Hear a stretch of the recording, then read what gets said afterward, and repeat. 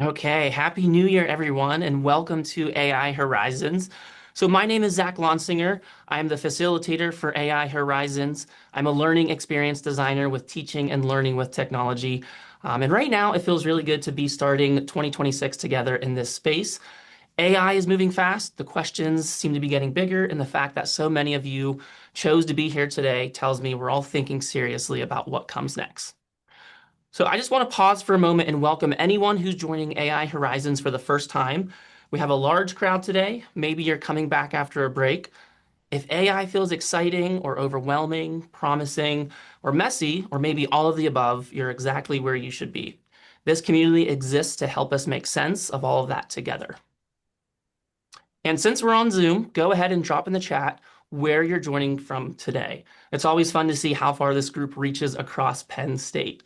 And as a reminder for the speakers today, just post your questions in chat. If we have time, we'll get to those at the end of the session or at the end of each presenter. Look at all these locations coming in. Wow, this is awesome.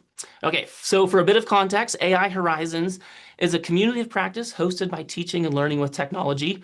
What started as a space for exploration quickly evolved into one that connects strategy with practice, helping faculty and staff navigate how AI shows up in our work. We have an online space in Microsoft Teams. If you haven't checked that out yet, it's a great space where people are asking questions, connecting with each other, and that happens every day over in Microsoft Teams. We meet monthly to share what we're trying, what's working, what's not working, and what questions we're still wrestling with. This isn't about having the answers, it's about building that shared understanding, learning from one another, and moving forward with intention as AI continues to shape higher ed. And today's session is a really special one. We're honored to be joined by Provost Sotiropoulos for the first half of today's session. The Provost has been an incredible advocate for AI exploration across Penn State, not only championing innovation, but trusting and empowering teams and individuals across the university to lead and experiment in this space. His support has helped shape the direction of Penn State's AI efforts and reinforce the importance of spaces like AI Horizons. After the provost, the AI Coordinating Council will wrap up today's session with some updates on AI literacy efforts happening right now across Penn State. So thank you all for being here, and please join me in giving a warm virtual welcome to Provost Sotiropoulos. Thank you, Zach. And just please call me Fotis, okay? Provost Sotiropoulos sounds too formal, and besides, my last name is too long. Thank you for all the credit. Sounds good. First of all, Happy New Year to all of you, and thank you for being here. I have to say, I'm kind of shocked. I mean, how many people are in this call? 225 participants, and it's really impressive to see that there is so much interest across the Penn State community. So I thank you for your leadership, your enthusiasm, and your engagement. And you're right. I mean, this thing is happening too fast. In fact, I keep thinking we are always talking about exponentially growing technological advances, right? And we are actually experiencing exponential growth in the scale of weeks and months, of months and weeks right now, right? I mean, if you go back even a couple of years ago, those who were in the know of AI, they could predict what or suspect what could happen. But I think even the people who really spend the time in developing these tools and leading the companies and so on, they could never imagine the rapid growth of this. And what is quite striking, of course, right now is that the power of these large language models and the abilities they have developed, which nobody even is able to explain why. I mean, I was watching this podcast with Sam Altman the other day, and the point was to the extent that how does it work? I mean, and he made a good point that how does the human brain work, right? I mean, so it's the scaling of these LLMs now, the advanced computing power, the ability to train with massive amounts of data is producing results that were not quite predictable to the level, the skills that these tools have. And so this is a profound change. When I keep thinking about, throughout human history, we had um, we have gone through many technological advances, right? And every technological advance has created a lot of unsettling and a lot of concern and worries about jobs, transformations, and so on. But never, I think, in the history of humankind, we experienced something that profoundly influential, that is kind of questioning the centrality of the human brain in everything, right? In fact, you hear now conversations about how soon it's going to be until we get AGI, artificial general intelligence, that's going to be able to do this, that, or the other, right? And super intelligent algorithms and so on. I mean, you hear things that you think are in the realm of science fiction, but it is not. I was, I spent a lot of time reading, listening to podcasts, and try to keep up with everything that is happening. And one of the most profound recent things is, you may have seen this, there's a number of interviews that Jeff Hinton, he got the Nobel Prize last year, right, for neural networks and so on. So he's talking about, he said, well, look, whether we're going to get AGI is not a matter of if, it's when, really, when it's going to happen. And he brought up the issue of, so what happens when we have these things that are much smarter than us? What that happens? And are there any examples in nature where a more intelligent organism or life form did not completely dominate or exploit a less intelligent one? Okay, and it's kind of crazy that we are talking about things and like this. And the point he made, he said maybe there is an example in nature, and that is a baby and a mother. A baby is clearly less intelligent than the mother, but nature has programmed in the mother this motherly instinct that allows the baby to completely manipulate the mother. All right. So he actually proposes, and this is a serious discussion right now, that maybe we need to think of incorporating in this algorithm this maternal instinct so that they look at us as. So, anyway, I'm mentioning this. I'm sure many of you have seen this already, but these are things that were in the realm of science fiction, and now we are grappling with these things, right? So, so a lot of exciting times with, of course, fraught with a lot of risk and uncertainty. Literally, we have to figure out, to work together to try to invent and design that future that we don't quite have a good sense of which direction is heading. But when it comes to higher ed, the important point is that we don't have to even get to AGI, right? I mean, the current form of AI is already disrupting us in a pretty significant way, and we have to respond. So that's why. So I'm really thrilled to be at Penn State, and I'm really thrilled to see that as I came here and I started looking about what's happening across this institution, there is a lot of incredible work that is happening. We are doing a lot of things in pockets, and here's a great example of what is going on here and the interest there is. But we can no longer afford to be kind of disconnected. We need to come together in a cohesive strategy moving forward. So the plans that we have advanced really involved a multi-pronged strategy, really, to first of all recognizing that AI is really necessitating to quickly change how we teach, how we assess learning, and how knowledge itself is applied. And we have to respond to that, and we have to respond in a pretty significant way, because we are risking to fall behind. We are risking to leave our students unprepared for this future. And we are also risking the opportunity to shape this great future, right? There is also another important piece that it relates to the land grant aspect of Penn State.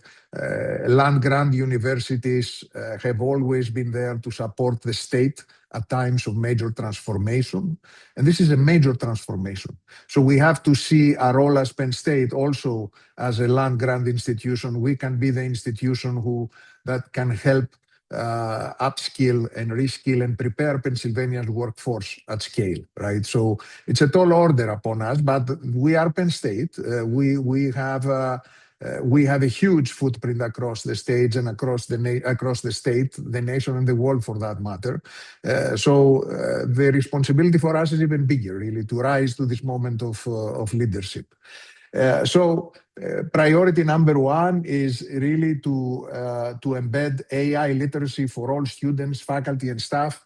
Not as a standalone skill, but as a core academic competency integrated into teaching, advising, research, and professional practice. We need to make sure that that the entire everybody in this community really is not necessarily turning into a computer scientist, but it is becoming everybody is able to understands the power of the technology, and most importantly understands how to use them to come up with human-centered solutions and be productive in this rapidly changing future of work, right? Because the types of skills that employers will need right now are going to be quite different. I mean, we are witnessing things that we never thought that would ever happen, that computer science graduates right now are losing they are facing risk of they are not able to find jobs because AI has become so good that basic coding things is becoming they're able to handle it in quite impressive ways. Now you hear Google, the CEO of Google was saying about 25-30% of Google code is written by AI. That's a huge number, and these tools are getting better and better, right? So we need to prepare our students to be able to be successful in this future. So that means not only we do things centrally, right? We need to make sure we have basic AI literacy modules for everybody, but also in every discipline, every college, every degree, AI becomes part of the way we teach students and we prepare them to be successful in whatever area they choose to focus on. The second important thing is I think there is a big revolution here that is needed in terms of how we teach and how we assess knowledge. So we need to work to empower faculty to lead pedagogical innovation for the era of AI, reimagining teaching, learning, and assessment while preserving academic rigor and disciplinary depth. I can tell you, talking to students, and I spend a lot of time in my first 4 or 5 months talking to students, this is the number one on their mind. They have openly told me that if things continue the way we are risking undermining the value of a Penn State degree.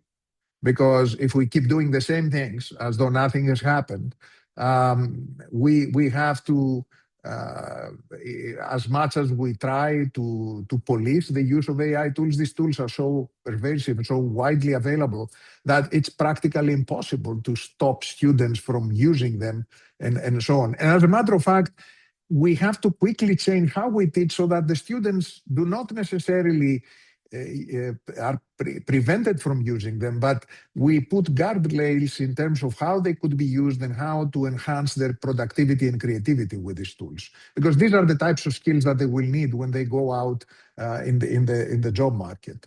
I think it is also very important, and I really firmly believe this, that in the future, over the next 5 years, and why would AI is presenting so many personalized learning opportunities right now that we have to really confront the question why students would pay so much tuition to come to university. This is a moment of potential significant disruption for higher ed, right?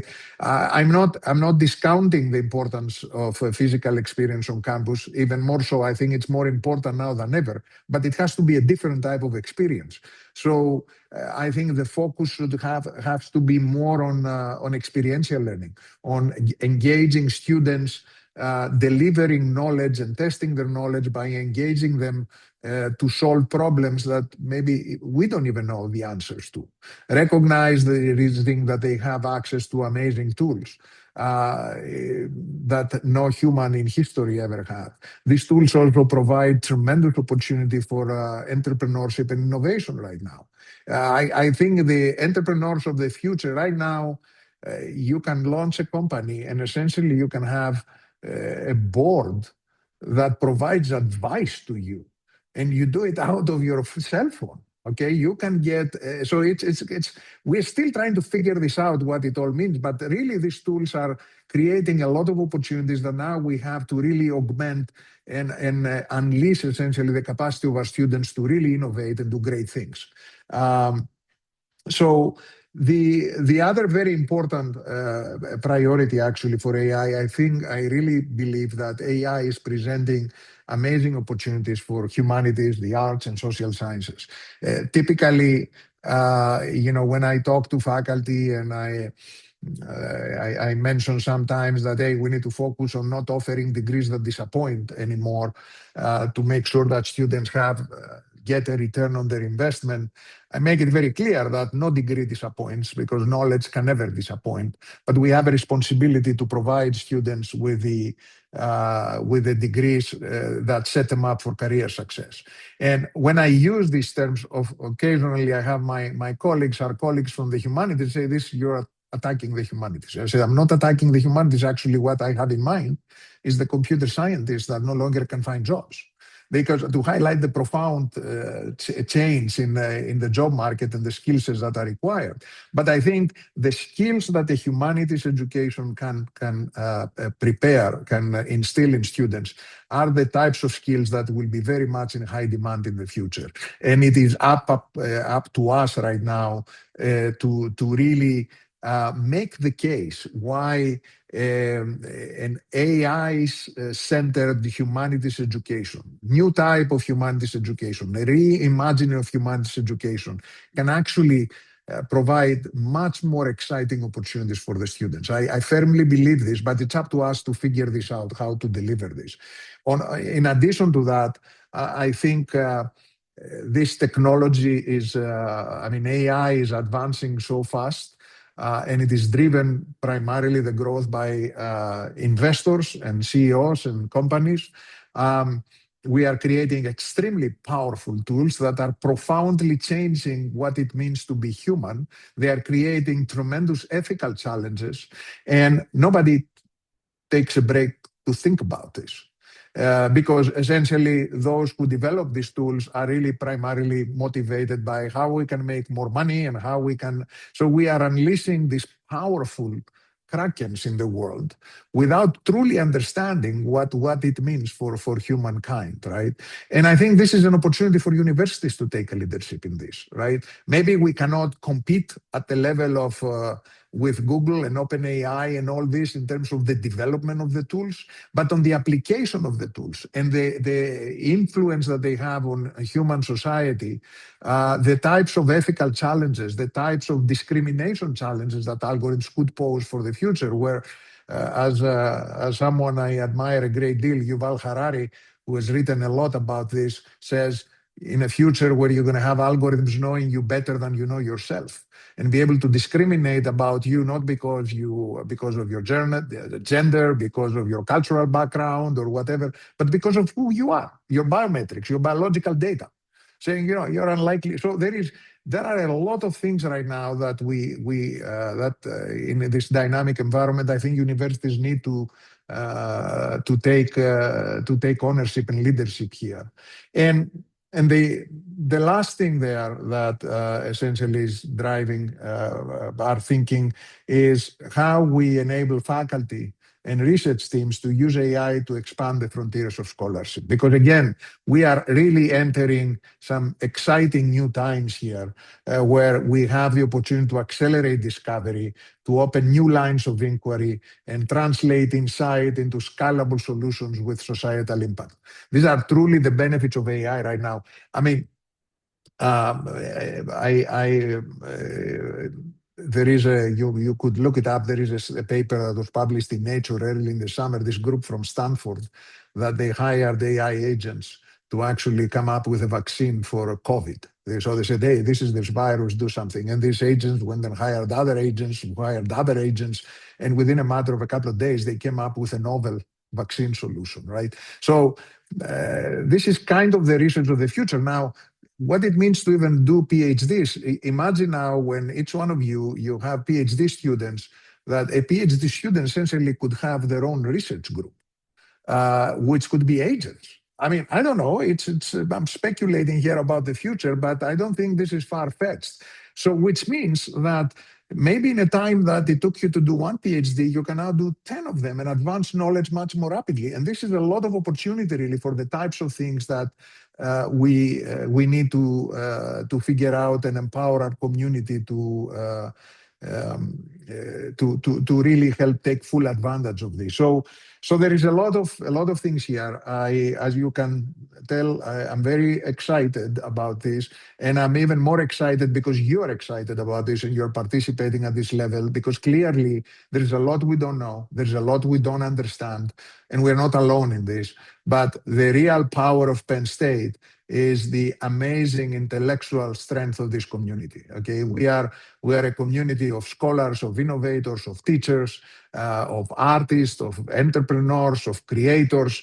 And now we have this exciting opportunity to take all this intellectual capacity and put it to work to figure out this future. But I think it's a future that Penn State is going to lead. And the more I get engaged with all of you, the more excited I am. So let me stop talking here and take any questions if you have. But thank you for all you're doing. Thank you very much, Fotis, for that great introduction and talk about AI and their priorities. Do we have any questions from the community for Fotis? I will kick things off. It looks like Nicole Stokes have her hand raised. So Nicole, would you like to unmute and ask your question? Okay, thank you so much. Welcome to the conversation and welcome to the group.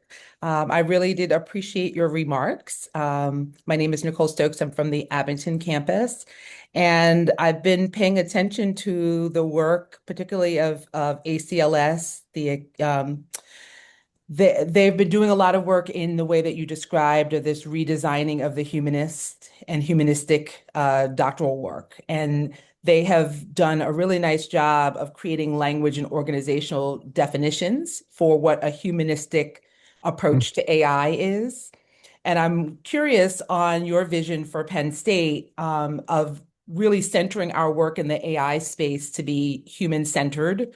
I am a sociologist, so of course I'm interested in the human, but human-centered design, I'm particularly interested in AI helping to advance argumentation, not replace it. So in using it in my classroom, that's one of the things that we stress is use it like a research assistant, but it should not take the place of your own conceptualization and argumentation.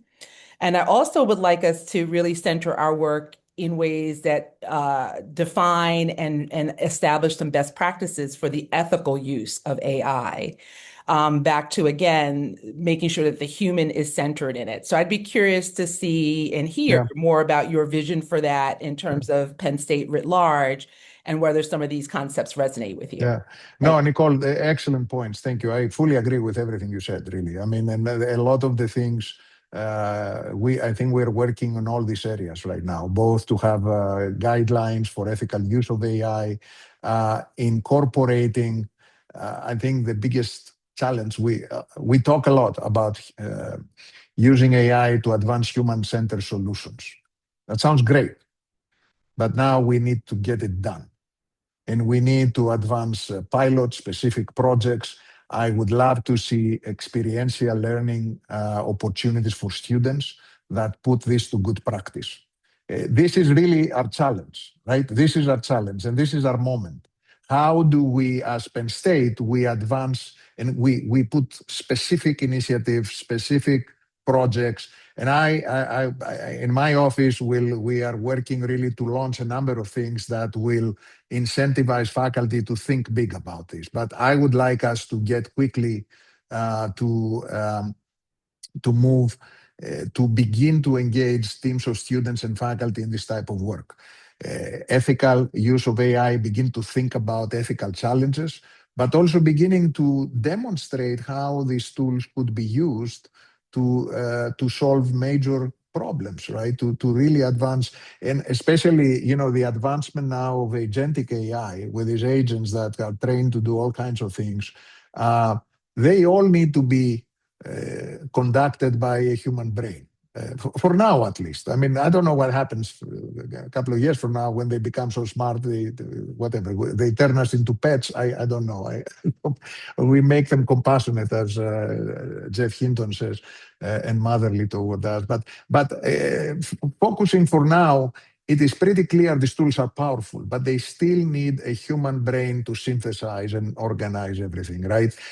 And now we have to quickly demonstrate how we engage our students and our faculty to provide some tangible examples. I would love to be able to very quickly begin to say, this is what we have done at Penn State in this. And by the way, I'm already talking with our College of Liberal Arts here. I have challenged them to come up with curricular innovations to how we incorporate, we develop these new types of humanities curriculum that is really focused on this AI human symbiosis future that we have. So a lot of work, but your points are spot on. I agree with everything you said.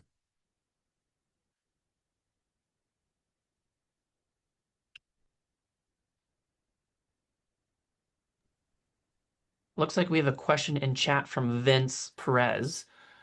How is Penn State thinking about responsibly scaling AI internally while engaging external industry, government, and nonprofit partners to extend impact beyond campus? Yeah. So again, another great question. I think some of the unique. I mean, there are multiple things, right? But first of all, there are opportunities how we can begin to use AI, and we are working on this as well to advance the fundamental operations of the university now. And there are a lot of the things that we do. Right? Whether it is procurement, whether it's purchasing, whether it's HR, whatever, there are opportunities to use AI in there, and we are doing this already. But I think great opportunity is really to advance the use of AI for student success, which is extremely important priority for us, given the kind of work we all do, because student success is really what we do as a university, right? So incorporating AI to identify students that are at risks, early warnings, interventions, and so on. So this is one big area that I would like us to advance. And it turns out, I know David Horton is here. We already have incredible tools here at Penn State with data, with the ability to really track the progression of students at great detail. So we have the framework that would allow us to actually, I've never seen these tools of the sophistication that we have here. And putting all this together along with AI agents that can design student success initiatives could really help demonstrate very quickly what we can do. And I definitely want to work on this with everybody here. Now, there is also tremendous opportunity, I think, to engage companies. And there is the Nittany AI Alliance, for instance, here, right? That is engaging companies to work with students to use AI to solve problems. Think of the incredible opportunities, especially when we're talking about our land grant mission and our extension and community engagement to get our students to work with communities and small businesses to advance agentic AI solutions for problems that they face them, and have our students design these types of things, right? I think there is a lot of opportunity partnering with corporations, whether it is bigger companies, but also small businesses and communities, to engage students in experiential learning that is really using AI to solve problems. So these are again the things that are informing our vision and will be the focus of our work for the future. And I would love to hear any other ideas you might have.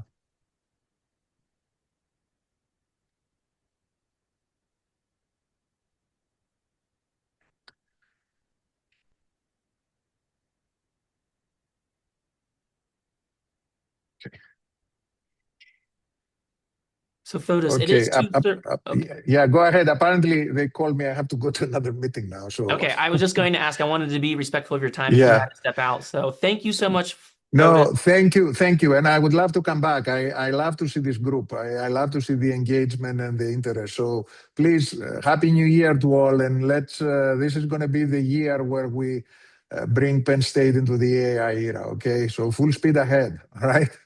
Take Sounds care, good. you all. Thank you very much. Thank you. Thank you. See ya. Okay, so that wraps up the first half of AI Horizons for to kick off 2026. Now we have Crystal Ramsey and Murdad Madavi joining us from the AI Coordinating Council, who's going to continue this conversation about AI in Penn State, and they are going to give us more updates around AI literacy and what is currently happening this year. So, Crystal and Murdad, would you like to take it away? Sure. Thanks, Zach. Can you hear me okay? I'll go first. Yep. So I'll provide a little bit of an update. Dave sends his regrets he's not able to be here with us today. Dave Ginhart, we're typically a trio, but Mehrdad and I are happy to give everybody an update. So I'm going to share my screen. I have just a little bit here that I think might be helpful. Let me see. All right. Can you see that okay, Zach? All right. Yes, we So can see that. there's just a couple of slides. But I thought it might be helpful. All right. Lots of windows open here. Hold on. There we go. So I wanted to remind everybody that we have an AI literacy framework that we adapted and adopted in the fall. And why this matters is because coming into 2026, we've achieved a couple of big milestones. So one is that we have a literacy framework. Oh, you can't see the slides anymore? Sorry, let's see. Not sure what happened there. All right, better? Okay, thank you. Anyway, these are the dimensions of the framework. And I wanted to mention this because as we come into 2026, we reached a couple of milestones. One is that we have this framework. These are the 4 dimensions of it. And that by the end of fall semester, there were 3 reports submitted by 3 different AI literacy task forces. One focused on undergraduate student AI literacy, one focused on staff upskilling, and one focused on faculty literacy. So that was a big deal. They were all separate reports submitted. And they were basically kind of initial conceptualizations of what would it take, what would it mean. There was no attempt to implement anything yet, but it was more like, well, let's think about what it would mean to upskill the entire Penn State community. And quite frankly, it was that question that led us down the path of, well, what do we even mean by AI literacy at Penn State? And so if you have been part of this community, if you're aware of this framework, you know that we didn't create this from scratch, that we really leaned into a couple of national frameworks and sort of adapted and molded a couple together. But it's helpful to have this. And then also by the end of the semester, we created a budget estimate based on a holistic look across all 3 of those reports and tried to figure out how can we efficiently get to implementation of everything that those task forces were suggesting. So we're about to begin in earnest building out some really basic core content that aligns with this framework and on which all sorts of building can occur. So from your disciplinary perspective, you'd be able to pull this in and build on it from an audience specific perspective. If you're working with faculty, if you're working specifically with students in student affairs or within your college or on your campus, you'd be able to build on this. So that's our hope around this. And what I wanted to share, and if you can tell here in this slide, number 2, so technical knowledge is just that, lots of basic sort of terminology around what is AI, because it is what it is, whether you are an 18-year-old coming into university for the first time or whether you are a tenured professor, AI still is what it is. It has the risks that it has and things that we have to think about. So that's technical knowledge. Number two is ethical awareness and societal responsibility. And so somebody had mentioned in the chat that they were interested in knowing more about where we are with ethics. So I wanted to share a little bit about that because we have a framework now that I believe will be kind of rolled up into some of this literacy work that we're doing in this particular dimension. And then critical thinking is one of the dimensions, and then practical use. And practical use has to do with how do we use the tools at our disposal to do the things that we want to do? And should we be doing that? Which is always a really important question. So I think something really important to know is that, you know, adoption or literacy does not equal adoption. Literacy equals, should I adopt? And the answer yes or no is based on knowledge and understanding and information. So that's what we really want to provide people. So I wanted to give just a little bit of an update around ethical awareness and societal responsibility. So we have a committee that's been at work since the summer, and it's really a spin-off of a broader guidelines, AI guidelines group that was created, gosh, a couple years ago now. And as that group has been working, there have been some different topics that have come up, and ethics is one. So some members of that original group, led by Courtney Carmelita, I saw Courtney at least was on earlier in the call, and she brought others in to work on this. And there's now an ethics framework, which I want to invite you. This slide tells you how to find it. So if you go to ai.psu.edu, this is its current home. We hope that it will actually find a different home, still at this domain, but in a reconceptualized website. But if you go to ai.psu.edu, very quickly you'll see the guidance tab, and then very prominently is guidance and FAQs. Not so prominently is some hyperlinked text at the bottom. And that's what I really wanted to bring to your awareness. So it says, click to read a breakdown of Penn State's AI and ethics values. Without taking a deep dive into those, mainly want to just bring them to your awareness today. There are definitions there. There are some decision charts, some example scenarios. And I think it's a really great piece of work, and you can build on it. You can bring your own expertise in. Ethics, sometimes it looks different in different disciplines, and we rely on the disciplinary experts to do that. This is a sort of a basic way to think about ethics and AI and provide some heuristics, because the reality is it really lives at the individual level. It's hard to say, hey, if you teach X, you should do Y with AI. It really is context dependent, any moment of any day, depending on what you're trying to do with AI. You have to kind of work yourself through an interrogation of what makes sense. Should I be doing this with this data, with these tools, etc. So there's some tools here in this framework to help with that. So I wanted to bring that to your awareness. This is just a little bit of information about that. One other thing I would say is that, and I think this is a strength of the framework, is that it's based on Penn State's ethical decision-making framework. So again, a heuristic to help individuals, whether it's staff, faculty, or students, think through the many scenarios that they might find themselves in on any given day. So hopefully that gives it, something to look at, something to think about. And as you're doing work in your local context, feel free to build on this. We're going to continue to work with this framework and hopefully give it some, I don't know, right now it's a document, but we're hoping to make it something that is more dynamic so that people can use it more easily. So more to come. Like Fotis said, things are constantly changing. There are more questions than answers in this space, but at the moment, we think this is a pretty good framework. So I wanted to share that with everybody. Let me just stop sharing for a second here.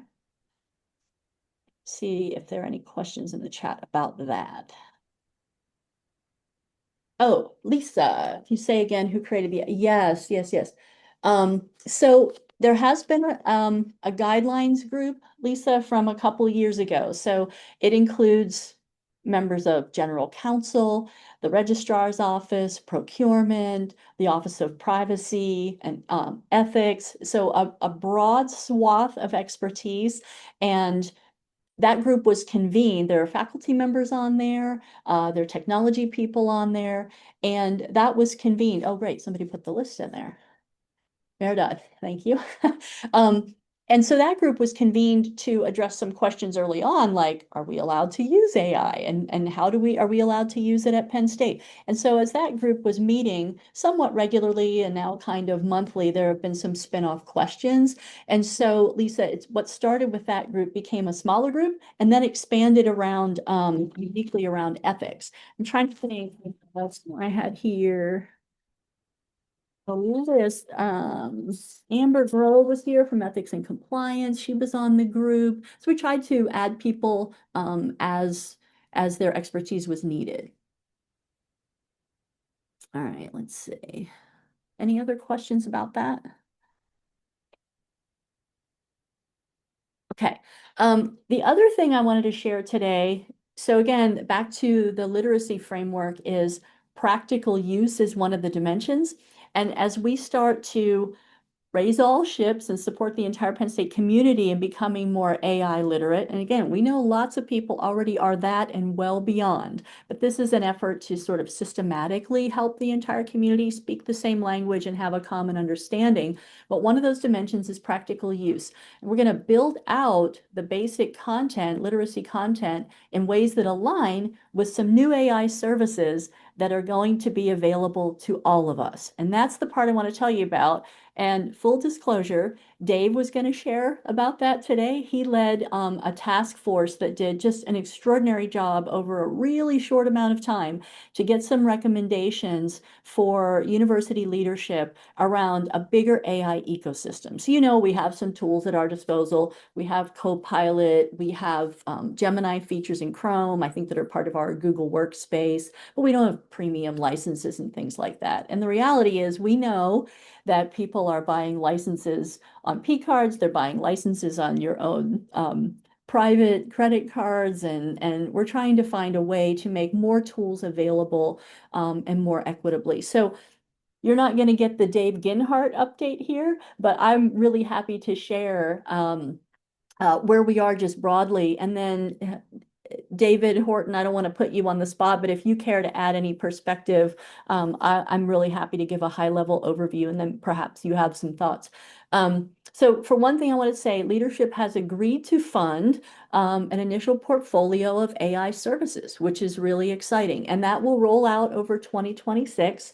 It's in the works now. It's aligned with AI literacy, those efforts. And we're working on putting an an IT team together to start to manage that portfolio. And so we'll continue to have Copilot. We'll continue to have the tools that we have available to us now enterprise-wide. In addition, we're purchasing Nebula One, which is an AI platform. And the task force that Dave led, I'm sure many of you, I'm looking at Jacob Holster here. I know there are lots of you who are on that task force that are here on the call. But you all had vetted a variety of different solutions that different peer institutions are using. Nebula One is a product of CloudForce, and peers that are using that are University of Maryland, UT Austin is using this, the University of Washington, and there are others. But what essentially is like a front door into a whole bunch of different AI models, so that if you need a llama model to do project X, you can do that. And then you'll be charged on a token-based system. And then an hour later, if you want to use a different model for a different project, you can do that. And then you'll be charged on a token-based basis. So this avoids that sort of completely cost prohibitive subscription model, and not everybody uses all the models anyway. So we want to make available a whole bunch of possibilities that individuals can use the different models as you see fit when you need them, and on a more affordable basis. So that's really exciting. It runs in Microsoft Azure, and that lives within our Microsoft tenant, so where you have the security that resides there. So I think really exciting, this platform will be part of that broader ecosystem. The last thing I would say, and then I'm happy to yield the floor to David or anyone who was on that task force. At the highest level, we're also going to purchase a sort of a central pool of some premium licenses. So ChatGPT, Claude, Gemini premium licenses, and how that gets provisioned. the team will work on that, but there'll be some sort of process to apply. But there will be licenses available for people who need them. And then meet the criteria for getting access. So I think it's really exciting. What I just described is a whole ecosystem. It's not just another product, but it's a whole ecosystem. And so the plan is to kind of roll that out in lockstep with our literacy efforts so these things get ramped up together. So, David, anyone on the task force? Mehrdad, please. Crystal, I don't have anything to add. We haven't signed the contract yet, but that's hopefully in the next couple of days. So just want to make Thank sure we don't think there's going to be any issue with that going through. So it's exciting. Thank you, David.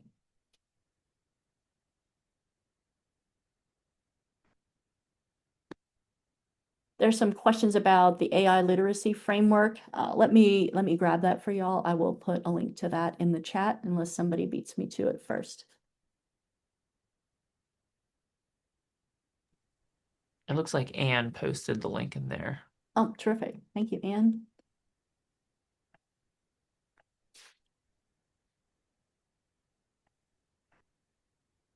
Jennifer, you asked about additional licenses for students. I don't know the answer to that question. Maybe somebody on the tools task force knows the answer. In my mind, they would be included under how, the provisioning of premium licenses, but I don't know the answer to that. Thank you. Yeah, my point is if we're using them and then we're trying to use them in the classroom, how we would get them in their hands, and we're trying to get them up to the same level, or really, get them all up across the board. So that was my curiosity. Thank you. Sure. Crystal, can I just say that the Nebula One product, those foundational models that are included in that are not the pro licenses, which are at a premium extra cost for everybody. So the students will be covered, all students, all faculty and staff, our entire community is covered on the foundational models that are part of Nebula One. I don't know if you're asking specifically about the pro licenses, which we have to find, as Crystal mentioned, we have to find a model to fairly make those available. Those are expensive. Thank you, So David. I wasn't necessarily getting at those, but the additional tools outside of Copilot that she'd mentioned, like yeah. Gemini, Perplexity, all of the, those tools. Yep. Sorry. That good. So the good answer there, the great answer there is we're going to have those centrally funded for at the base license level for all of the foundation licenses that Nebula One opens up and that we create contracts for. That's the plan.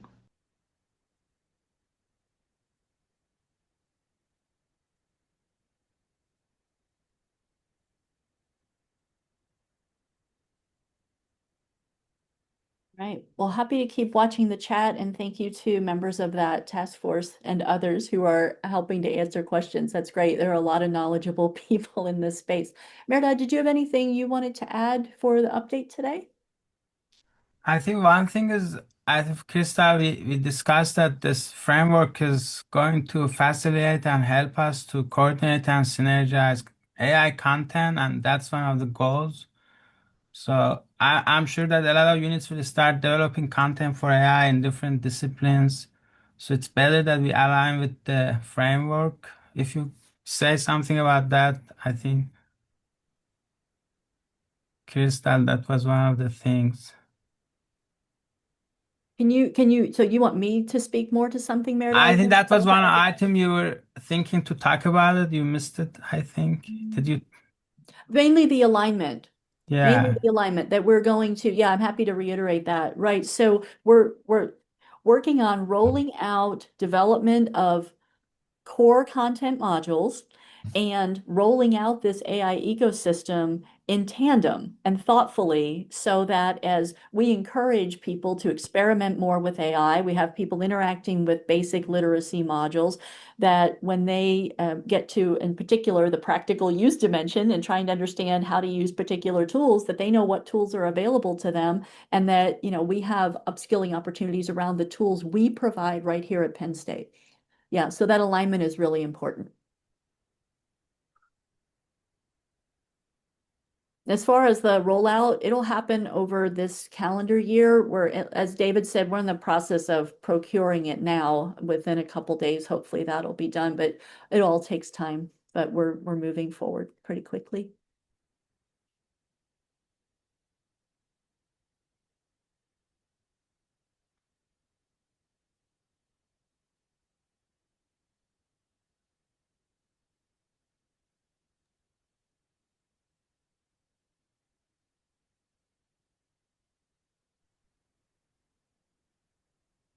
Crystal, we have a couple questions in Yeah. chats. One that pops out to me from Jean. Can you talk about professional development opportunities that will be forthcoming, especially for faculty at the campuses? What units will spearhead training initiatives? Yeah. So I think that will vary. In some ways it will vary, in other places it won't. So what we're looking at right now is building out some very core content that will be modularized and micro-credentialed for faculty and staff. And the plan is to do the same for students. So those of you who have been around for a long time, you hear the word micro-credentials, and so you're kind of smiling too, going, oh, okay. So this is a challenge, but this is every one of those task forces I mentioned identified micro-credentials as key, as an incentive, as a way to record people's participation in these activities, et cetera. So we're working on that. But so there will be some core modules. And then I know, for example, on the staff side, there are a whole series of personas or levels, if you will, of how a person might upskill over time in different ways. Some people will go all the way, and others will never need to, depending on your job.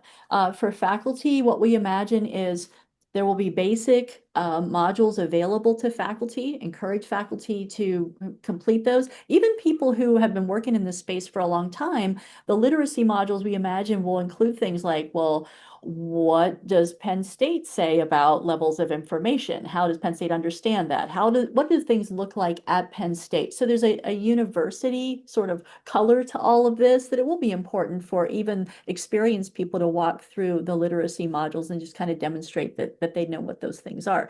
But then on top of that, I know, my unit is TLT. We have many things happening in the AI space, lots of professional development opportunities that people can opt into. And we've mapped everything to the literacy framework. So for faculty who want to, upskill around a particular competency, we can point you towards some resources. The Schreier Institute has lots of opportunities around professional development related to AI.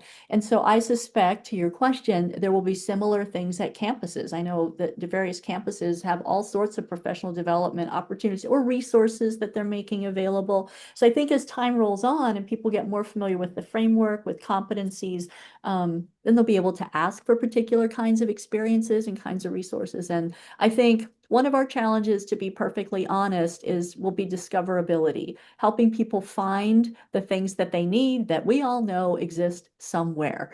And so I think that's a challenge that we'll have to really take on so that we can help people find the resources that they need, whether it's at their campus or in their college or somewhere else.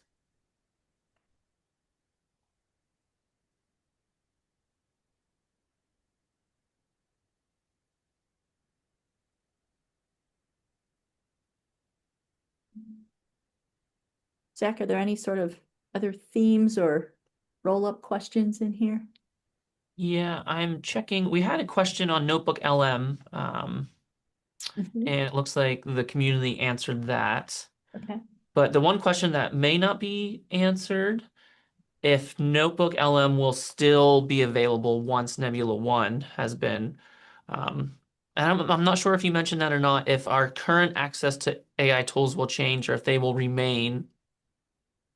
I Maybe think not they shift will once. remain the They will same. remain for Yeah, now. and I would defer to members of that ecosystem task force, but I think that's the case. That's part of the basic, what everybody already has access to. And David shared concerns about environmental impacts. And Jacob Holster shared his calculator that he created, which if folks haven't seen that yet, is a fantastic calculator that shows the environmental impact use of using AI compared with mundane tasks like driving a car, and it compares how much energy is used, which is eye-opening to say the least. So definitely check that out for folks looking for a conversation starter around that. Thank you. Oh, and Shuchi, thank you, responded. Yeah, the foundational one will remain. I think that's the foundational notebook LM. Okay, great. Yes, I'm trying to get caught up on chat. There's lots of chat happening, which is fantastic. Okay, it looks like I don't think I missed any questions, but if I did miss a question, please repost it or speak up. If Or not, post it in the team space, or right? post in the team space. Yes. Oh, we have maybe a question from Lisa Lenz, or maybe just a comment. Thank you, Stevie. Yes, it is 2:56. So if that is the last of the questions, this was a fantastic conversation today. So I want to thank the community. I want to thank Crystal and Murdad and David Horton for answering questions and talking about AI literacy efforts. A big thank you to the provost, who is not here anymore, but who shared some great updates on his vision for AI at Penn State. As always, this was recorded. It will be posted in Microsoft Teams as well as the chat. And the questions, I will curate the links. And if you have any more questions or just want to continue this conversation, please do that over in the team space, where we will also post when the February session of AI Horizons will be scheduled. So thank you all, and we will see you online and next month. Everyone. Thank you.